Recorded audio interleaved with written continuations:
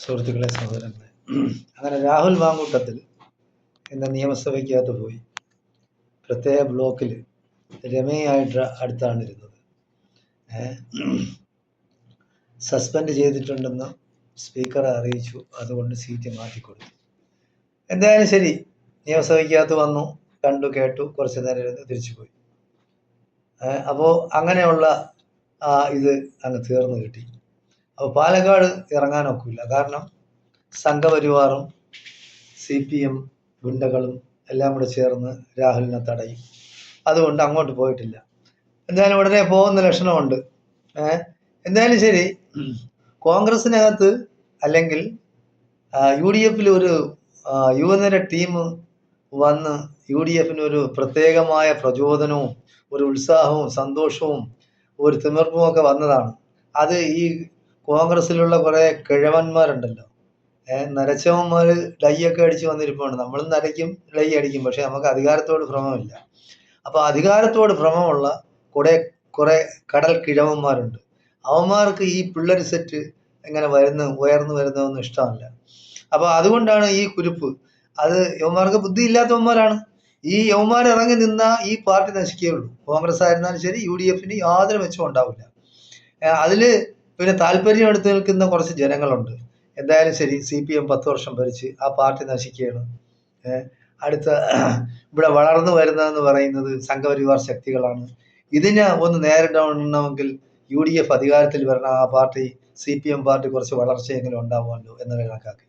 അതായത് UDFൽ നിൽക്കുന്ന എല്ലാവർക്കും, കോൺഗ്രസ് ആയാലും മുസ്ലിം ലീഗ് ആയിരുന്നാലും മാർക്സിസ്റ്റ് പാർട്ടി ഇല്ലാതാവണമെന്നുള്ള ആഗ്രഹക്കാരില്ല. ആ പാർട്ടി ഇവിടെ നിലനിൽക്കണം. കാര്യം പ്രതിപക്ഷം വേണം. പ്രതിപക്ഷം ഉണ്ടെങ്കിൽ ഈ ജനാധിപത്യം പുലരും. അല്ലാതെ ഈ സംഘപരിവാർ ശക്തികൾ ഈ മതവിദ്വേഷം, ബാക്കിയുള്ള സമുദായങ്ങളെ വിദ്വേഷത്തോടു കൂടി കാണുന്ന, ബാക്കിയുള്ള പാർട്ടിയുള്ള വിദ്വേഷത്തോട് വെറുപ്പും വിദ്വേഷവും വെച്ച് പുലർത്തുന്ന ഈ പാർട്ടിയെ പറ്റി ജനങ്ങൾക്ക് അവമതിപ്പാണ്. ഒരു മതിപ്പും ഇല്ലാത്ത പാർട്ടിയാണ് ഈ BJP സംഘപരിവാർ ശക്തികൾ എന്ന് പറയുന്നത്. അപ്പോൾ ഈ കേരളത്തിൽ വളരരുതെന്നും കേരളത്തിൻ്റെ ആ പ്രത്യേകമായ തനിമ, ഇന്ത്യയിൽ നിന്ന് വ്യത്യസ്തമായി കേരളത്തിനൊരു പ്രത്യേകതയുണ്ട്. അത് നിങ്ങൾ ലോകത്തെ ഏത് ഭാഗത്ത് പോയാലും ശരി, കേരളക്കാർക്ക് ഒരു പ്രത്യേകമായ പദവി കൊടുക്കുന്നുണ്ട്. അത് അറബ് രാജ്യങ്ങളിലായിരുന്നാലും ശരി, ഗൾഫ് രാജ്യങ്ങളായിരുന്നാലും ശരി, ബാക്കിയുള്ള മുസ്ലിം രാജ്യങ്ങളിലായിരുന്നാലും ശരി, യൂറോപ്പിലോ അമേരിക്കയിലോ എവിടെ പോയാലും ശരി, കേരളക്കാർക്ക് ഒരു പ്രത്യേകതയുണ്ട്. കാരണം അവരുടെ ആ സ്നേഹവും ആത്മാർത്ഥതയും, അവരാരുമായിട്ടും വിപ്ലവത്തിന് വഴക്കിന് അങ്ങനെയൊന്നും പോകില്ല. അവരവരുടെ കാര്യം നോക്കി ജോലി ചെയ്ത് പരസ്പരം സഹായിച്ചും പിന്നെ സ്നേഹിച്ചും ആത്മാർത്ഥമായിട്ട് അവർ കഴിയുന്നതും ബാക്കിയുള്ള ജനങ്ങളെടുത്തായിരുന്നാലും ശരി, ഏത് നാട്ടുകാരെടുത്തായിരുന്നാലും ശരി, അവർ ആത്മാർത്ഥതയോടുകൂടി സ്നേഹത്തോടുകൂടി കഴിയുന്നവരാണ്. അപ്പോൾ കേരളക്കാർക്കുള്ള ആ പ്രത്യേകത എന്ന് പറയുന്നത് വിദ്വേഷമില്ലാത്ത ഒരു സമൂഹമാണ്, പിന്നെ പരിഷ്കൃതമായ ഒരു സമൂഹമാണ്, വിദ്യാഭ്യാസമുള്ളവരാണ്, വൃത്തിയും വെടുപ്പുമുള്ളവരാണ്, സംസ്കാര സമ്പന്നരാണ്. ഇതൊക്കെയാണ് കേരളത്തിൻ്റെ മേന്മയെന്ന് പറഞ്ഞാൽ. ഇന്ത്യയിൽ നിന്ന് തികച്ചും വ്യത്യസ്തമായ ഒരു സംസ്കാരവും ഒരു പരിഷ്കാരവും ഒക്കെ ഉള്ളൊരു ജനതയാണ് കേരളത്തിലെ ജനങ്ങളെന്ന് പറയുന്നത്. അപ്പോൾ കേരളത്തിനൊരു പ്രത്യേകതയുണ്ട്. അതുകൊണ്ടാണ് ഈ സംഘപരിവാർ ശക്തികൾ, കാരണം നിങ്ങൾക്കറിയാമല്ലോ, ലോകത്തിലുള്ള ഏതെങ്കിലും രാജ്യത്ത് ഏതെങ്കിലും മൃഗങ്ങളുടെ കാഷ്ടം തിന്നുന്ന കേട്ടിട്ടുണ്ട്? അപ്പോൾ ഇന്ത്യയിലെ ജനങ്ങളടുത്ത് പറയില്ലേ നിങ്ങൾ കാഷ്ടം തിന്നാൻ? എന്താണ് ഇതൊക്കെ എന്താണ്? അതായത് ജനങ്ങളെ എങ്ങനെ പമ്പര വിഡ്ഢികളാക്കുക. ആ വിഡ്ഢികളാകാനായിട്ട് നിന്നു കൊടുക്കുന്ന കുറച്ച് വിദ്യാഭ്യാസം ഉള്ളവന്മാരും ഉണ്ട്. അതായത് കേരളത്തിൽ DGP ആയിരുന്നവൻ, കേരളത്തിൽ DIG ആയിരുന്നവൻ, ഇവനൊക്കെ ചാണകം തിന്നാൻ വേണ്ടി നടക്കില്ലേ. നല്ല ഒരു പാർട്ടിയുടെ നല്ല ഒരു സിനിമാ നടൻ, അവനും നടക്കുകയാണ് തീട്ടം തിന്നാൻ, ഇവരുടെ കാളയുടെ പശുവിൻ്റെയൊക്കെ. അതുപോലെ ഒരു മുഖ്യമന്ത്രി ആയിരുന്ന ഒരു മനുഷ്യൻ്റെ മകള്, കോൺഗ്രസിൻ്റെ മുഖ്യമന്ത്രിയായിരുന്ന കരുണാകരൻ്റെ മകൾ നല്ല ആഹാരം കഴിച്ച് നടന്നിട്ട് അവസാനം മരിക്കാൻ നേരത്ത് കുറച്ച് ചാണകം കൂടെ തിന്നിട്ട് മരിക്കുക എന്ന് കണക്കാക്കി അതിലോട്ട് പോയി. അപ്പോൾ അങ്ങനെ ഉള്ള ഒരു വിഭാഗം ജനങ്ങളും കൂടെ ഇവിടെ ഉണ്ട്, ഇല്ല എന്ന് പറയുന്നില്ല. കാരണം അവർക്ക് എങ്ങനെ അധികാരം വേണം, പട്ടടയെ കൊണ്ട് വന്ന് വെക്കുന്നതിനെ മരിച്ച് കിടത്തുന്നത് വരെ എന്തെങ്കിലും അധികാരം കിട്ടിയില്ലെങ്കിൽ അത് മോശമാണ് എന്ന് കണക്കാക്കുന്നവരുണ്ട്. എൻ്റെ സാന്നിധ്യം ഞാൻ അറിയിക്കണ്ടേ എന്നാണ്. വയസ്സായാലും ശരി, അത് അധികാരത്തോടുള്ള ഭ്രമം മനുഷ്യൻ്റെത് മാറുന്നില്ല. എന്തായാലും അപ്പോൾ അങ്ങനെയാണ് സംഘപരിവാർ വളരാതിരിക്കാൻ വേണ്ടിയാണ് ഒരു ഭരണമാറ്റം ഉണ്ടാവണമെന്ന് ജനങ്ങൾ ആഗ്രഹിക്കുന്നത്. ആ ഭരണമാറ്റം ഉണ്ടാകാൻ കോൺഗ്രസ്സിലെ ചില തെമ്മാടിക്കൂട്ടങ്ങളുണ്ട്, അവന്മാർ സമ്മതിക്കില്ല. കാരണം കുറേ ആൾക്കാരുണ്ട്, അതായത് ഞാൻ ജയിച്ചില്ലെങ്കിൽ അല്ലെങ്കിൽ ഞാൻ മന്ത്രിയായില്ലെങ്കിൽ ഇവിടെ ഭരണവും വേണ്ട, കോൺഗ്രസിനും വേണ്ട, UDF ഭരിക്കേണ്ട എന്ന് ചിന്തിക്കുന്ന കുറച്ച് ആൾക്കാരുണ്ട്. കുറേ അച്ചായന്മാർ, പ്രത്യേകിച്ച് കോട്ടയത്തുകാർ കുറച്ച് അങ്ങനെ ഉണ്ടായിരുന്നത്. കോട്ടയം, ഇടുക്കി ആ ജില്ലകളിലുള്ള അവരാണ് ഈ മാണിയെയും പിന്നെ ജോസ് കെ മാണിയെ പാർട്ടിയെ പുറത്താക്കിയത്. അപ്പൊ അതിൻ്റെയൊക്കെ ചരിത്രം വേറെ. എന്തായാലും ശരി, 140 സീറ്റ് കേരളത്തിലുണ്ടെങ്കിൽ 140 സീറ്റിൽ നിൽക്കാനായിട്ട് കോൺഗ്രസ്സുകാർ റെഡിയാണ്. കതർ വിലക്ക് തേച്ചിട്ടുണ്ട് നിൽക്കുകയാണ്. അപ്പോൾ ഈ 140 സീറ്റ് കഴിഞ്ഞിട്ട് പിന്നെ ബാക്കി ഈ UDF നിൽക്കുന്ന പാർട്ടിക്ക് എന്ത് കൊടുക്കും? UDFന്റെ നട്ടെല്ലെന്ന് പറയുന്നത് മുസ്ലിം ലീഗാണ്. അവർക്ക് കൊടുക്കാനുള്ള സീറ്റ് വരെ അവർ കുറച്ചാണ് വാങ്ങിക്കുന്നത്. എങ്ങനെയെങ്കിലും ഈ മാർക്സിസ്റ്റ് ഭരണം അവസാനിക്കട്ടെ, കോൺഗ്രസ്സുകാർ മുഖ്യമന്ത്രിയാവട്ടെ എന്നൊക്കെ വിചാരിക്കുന്നുണ്ട്. പക്ഷേ എന്നാലും അവർ സമ്മതിക്കില്ല. എന്തായാലും ശരി, നമുക്ക് കാത്തിരുന്ന് കാണാം. ഇലക്ഷൻ വരട്ടെ. യുവനിരയെ എങ്ങനെയായാലും ചവിട്ടി താഴ്ത്തുക എന്നുള്ളതാണ് കോൺഗ്രസ്സിലെ കുറെ കളവന്മാരുടെ ഇത്. എന്തായാലും നമുക്ക് കാത്തിരുന്ന് കാണാം. UDF ഭരിക്കൂലെന്നൊന്നും പറയാൻ ഒക്കില്ല, ഭരണമാറ്റം ഉണ്ടാവില്ലെന്നൊന്നും പറയാനൊക്കില്ല. ഇപ്പോഴത്തെ കണ്ടീഷനിൽ എന്തായാലും UDF ജയിക്കാൻ യാതൊരു സാധ്യതയും കാണുന്നില്ല.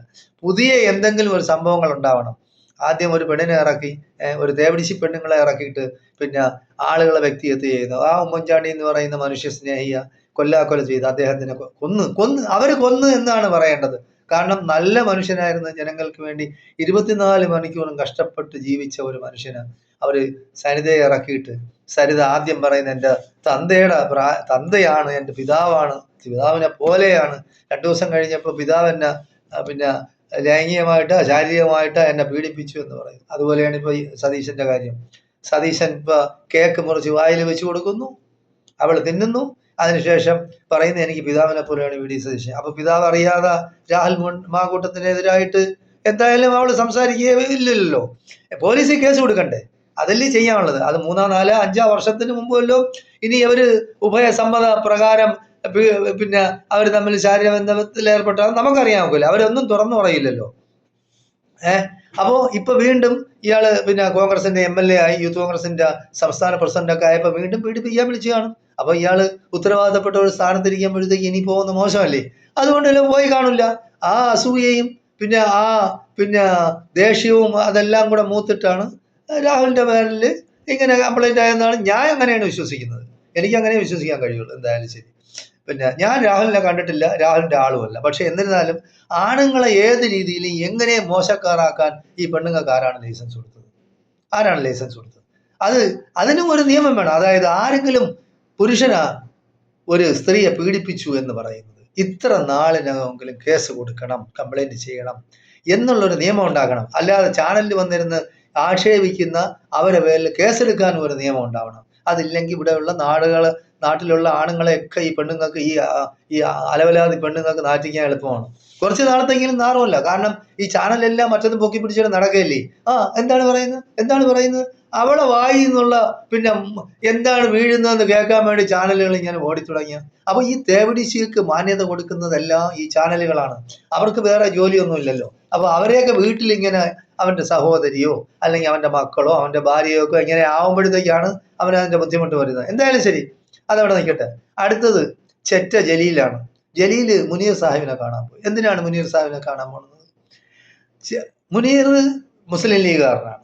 മുസ്ലിം ലീഗുകാരനെ നീ എന്തിനാണ് കാണാൻ പോകണം ജലീല്? നിനക്ക് വേറെ ഒരു നിനക്ക് ബാർബർ ഷാപ്പിലെല്ലാം ചരയ്ക്കാൻ പൊയ്ക്കൂടെ? നീ എന്തിനാ അവിടെ പോയിട്ട് നീ മുനീർ സാഹിബ് എൻ്റെ അടുത്ത് രഹസ്യമായിട്ട് ഇന്ന കാര്യങ്ങൾ പറഞ്ഞ് ഫിറോസ് അങ്ങനെ ചെയ്ത്, അല്ലെങ്കിൽ തങ്ങൾ ഇങ്ങനെ പറഞ്ഞ്, കുഞ്ഞാലിക്കുട്ടി ഇങ്ങനെ പറഞ്ഞു എന്ന് കള്ളം പറഞ്ഞ് ഇനി ജനങ്ങളെ ഇനി അത് കുറെ നാൾ വട്ടളപ്പിക്കാനാ. എന്തായാലും ശരി, ജലീൽ കാണിക്കുന്ന ആണത്വമൊന്നുമല്ല. നീ ഒരു തന്തയ്ക്ക് പിറന്ന സ്വഭാവം കാണിക്കണം. നീ ഒരു പാർട്ടിയിൽ നിന്ന ഒന്നിൽ ആ പാർട്ടി നിൽക്കണം, അല്ലെങ്കിൽ ആ പാർട്ടിയിൽ നിന്ന് വിട്ടതുപോലെ നിൽക്കണം. പിന്നെ നീ അവരെ കാണാനും പോരുത്. ഇപ്പോ നീ മുസ്ലിമാണ് എന്ന് പറയുന്നു, ഇപ്പോ ഫിറോസ് മുസ്ലിമാണ്, നിങ്ങൾ രണ്ടുപേരും വിഴിപ്പലക്കയാണ്. എന്തിനാണ്? അതിന്റെ കാര്യം എന്താണ്? അപ്പൊ മുസ്ലിങ്ങളുടെ വിഴിപ്പലക്കയാണ് ജനങ്ങളുടെ മുമ്പിൽ.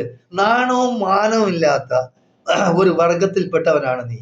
കാരണം നിനക്ക് ഇത്രയും ബുദ്ധി ഇല്ലാതായപ്പോൾ നീ എന്തോ ഡോക്ടറാണെന്ന് പറയുന്നത്, നീ മറ്റേ ഏതിലാണ് നിനക്ക് ഡോക്ടറേറ്റ് എന്ന് എനിക്കറിയില്ല. എന്തായാലും കുറച്ച് വിദ്യാഭ്യാസമുള്ള ഒരു കൂട്ടത്തിലുള്ളതാണ്. പക്ഷേ വിദ്യാഭ്യാസം കൊണ്ട് ചിലർ നന്നാവും, ചിലർ നശിക്കും.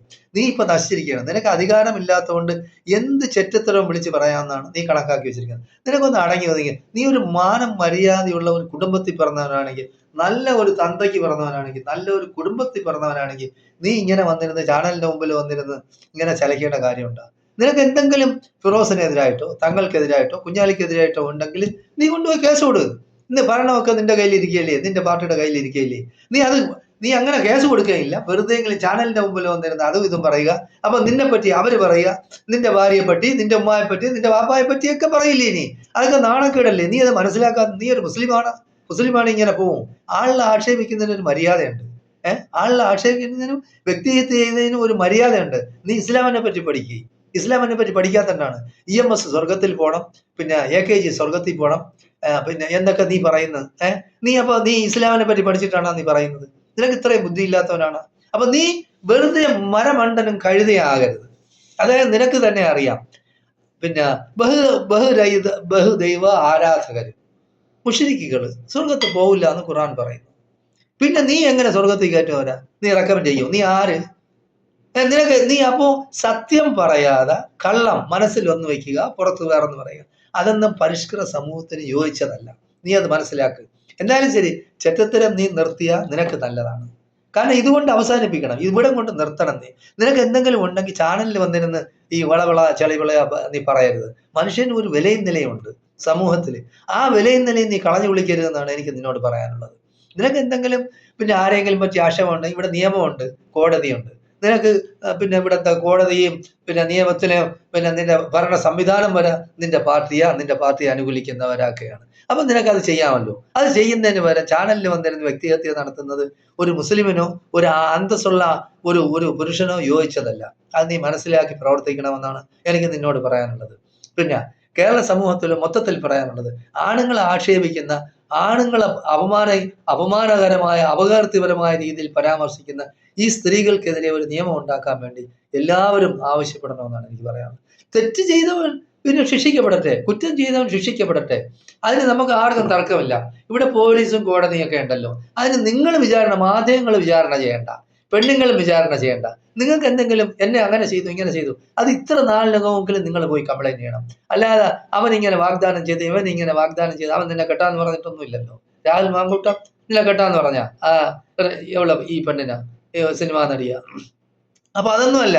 അപ്പൊ ഇവരൊക്കെ എന്ന് പറഞ്ഞാൽ ആരെയും കെട്ടും, 1 ദിവസത്തേക്ക് കെട്ടും, 2 ദിവസത്തേക്ക് കെട്ടും, 10 ദിവസത്തേക്ക് കെട്ടും. അപ്പൊ അങ്ങനെയുള്ള സ്ത്രീകളെ നിലയ്ക്ക് നിർത്താനുള്ള നിയമങ്ങൾ ഇവിടുത്തെ ഭരണവർഗമായിരുന്നാലും കോടതിയായാലും കൊണ്ടുവരണമെന്നാണ് എനിക്ക് അഭ്യർത്ഥിക്കാനുള്ളത്. ആണുങ്ങളെ നാറ്റുന്നതിനൊക്കെ ഒരു മര്യാദയുണ്ട്. നിന്റെയൊക്കെ വീട്ടിലും ആണുങ്ങളില്ലേ, നിനക്ക് സ്വന്തം തന്തയുണ്ട്, തള്ളയുണ്ട്, സഹോദരന്മാരുണ്ടാവും. അപ്പൊ അവരെയൊക്കെ ഇങ്ങനെ ഏതെങ്കിലും സ്ത്രീകൾ വന്നിരുന്ന് ആക്ഷേപിച്ചാൽ അതൊക്കെ മര്യാദയ്ക്കപ്പെട്ടാണ്. എന്തായാലും കുടുംബത്തിൽ പിറന്ന ആളുകൾക്ക് പറ്റിയതല്ല. കേരളത്തിൽ ജീവിക്കുന്ന നമ്മൾ ഒന്നുമല്ലെങ്കിലും മലയാളികളല്ലേ. മലയാളികൾക്ക് പ്രത്യേകമായ ഒരു സംസ്കാരമല്ലേ. നിങ്ങൾ ഈ പൈങ്കിളി കഥകളുടെ പിറകെ പോകുന്നത് എന്തിനാണ്? ഈ പെണ്ണുങ്ങളുടെ പിറകെ പോകുന്നത് എന്തിനാണ്? ഈ കഥകൾ ഒളിഞ്ഞു നോക്കരുത്. അതായത് ഒരു പുരുഷൻ ഒരു വിവാഹം കഴിച്ച ഒരു സ്ത്രീയെ കൊണ്ട് അവന്റെ മണിയറെ കയറിയ കഥകൾ ഒളിഞ്ഞു നോക്കുന്ന പരിപാടിയാണ്. എന്നിട്ട് അത് വിളിച്ച് നാട്ടുകാരടുത്ത് പറയുന്ന ഈ രീതി കേരളത്തിലുള്ളവർ നിർത്തണമെന്നാണ് എനിക്ക് പറയാനുള്ള. ഈ ചാനലുകാരുടെ പ്രത്യേകിച്ച് നിങ്ങൾ ഈ ചാനലിലെ ചിലവന്മാര് ഈ കോളേജിൽ പഠിക്കുന്ന പിള്ളേരെടുത്തും സ്കൂളിൽ പഠിക്കുന്ന പിള്ളേരെടുത്തും കൊണ്ട് മറ്റതും പൊക്കി പിടിച്ചുകൊണ്ട് പോയിട്ട് നിങ്ങൾക്ക് പിന്നെ വിവാഹത്തിന് മുമ്പ് ശാരീരിക ബന്ധത്തെ അന്യപുരുഷന്മാരുമായിട്ട് ഇടപെടുന്നത് നിങ്ങൾക്ക് ഇഷ്ടമാണോ അല്ലേ എന്നുള്ള ചോദ്യങ്ങളൊക്കെ ചോദിക്കുന്നത് ഞാൻ ഒരു പ്രാവശ്യം കേട്ട്. നിങ്ങൾക്ക് വെളിയിൽ അങ്ങനെ ചെയ്യാൻ അങ്ങനെ നിങ്ങൾക്ക് അതിന് കംപ്ലൈന്റ് ഉണ്ടോ, നിങ്ങൾക്ക് അതിന് പിന്നെ കുഴപ്പമുണ്ടോ എന്നൊക്കെ ചോദിക്കുന്നത്. അത് ആദ്യം ഈ ചാനലുകാരൻ എന്ന് പറഞ്ഞാൽ അവന്റെ അമ്മയുടെ അടുത്ത്, അവന്റെ പെങ്ങളടുത്ത്, അവന്റെ മകളടുത്ത് അവരടുത്താണ് ആദ്യം ചോദിക്കാനുള്ളത്. അപ്പൊ ഇങ്ങനെ ചാനലിന്റെ ഈ ഫോണും പിന്നെ സ്പീക്കറും കൊണ്ട് വരുന്നവന്റെ അടുത്ത് അപ്പൊ ഈ പെമ്പിള്ളേർ കോളേജ് പഠിക്കുന്ന പെമ്പിള്ളേർ അടി കൊടുക്കണമെന്നാണ് എനിക്ക് പറയാനുള്ളത്. നല്ല 2 എണ്ണം ഒരു പ്രാവശ്യം പൊട്ടിച്ചു കഴിഞ്ഞാൽ പിന്നെ അവന്മാർ ഇതും പൊക്കി പിടിച്ചോണ്ട് വരില്ല. നിങ്ങൾക്ക് മോശമാണ്, നമ്മുടെ സംസ്കാരത്തിന് യോജിച്ച ചോദ്യമല്ല അവൻ ചോദിക്കുന്ന. അപ്പൊ അടിയും കൊടുത്തിട്ട് ചോദിക്കണം, നിന്റെ അമ്മയുടെ അടുത്താ, മകളെടുത്താ, നിന്റെ പെങ്ങളെടുത്താ നീ ആദ്യം പോയി ചോദിക്കുന്നു പറയണം എന്നാണ്. അപ്പോ ഈ പൊതുസമൂഹത്തിനടുത്ത് സ്ത്രീകളായാലും പുരുഷന്മാര് അവരവർക്ക് അവരുടേതായ അന്തസ്സും ആഭിജാത്യവും വേണം. നമ്മൾ കേരളക്കാരാണെന്നുള്ള ഒരു ചിന്ത വേണം. നമ്മുടെ സംസ്കാരം എന്താണെന്ന് നമ്മൾ മനസ്സിലാക്കണം. നമുക്ക് നാട്ടിൽ മാത്രമല്ല ലോകത്തിന്റെ പല ഭാഗങ്ങളിലും മലയാളിക്ക് പ്രത്യേകമായ ഒരു വിലയും നിലയുണ്ട്. ആ വിലയും നിലയും നിലനിർത്തണമെന്നാണ് എനിക്ക് നിങ്ങളോടെല്ലാം അഭ്യർത്ഥിക്കാനുള്ളത്. ജയ് ഹിന്ദ്, ജയ് ഭാരത്.